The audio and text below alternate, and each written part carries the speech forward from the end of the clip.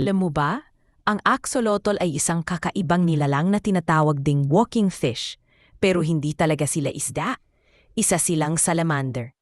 Nakakabilib dahil kaya nilang mag-regenerate o muling tumubo ang kanilang mga nawalang bahagi ng katawan tulad ng buntot, paa, at kahit ang ilang bahagi ng puso at utak.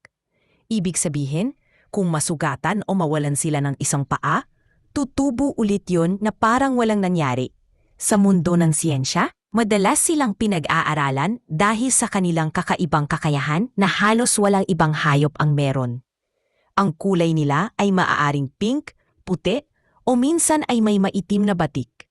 At lagi silang nakangiti, kaya madalas silang tawaging smiling salamander.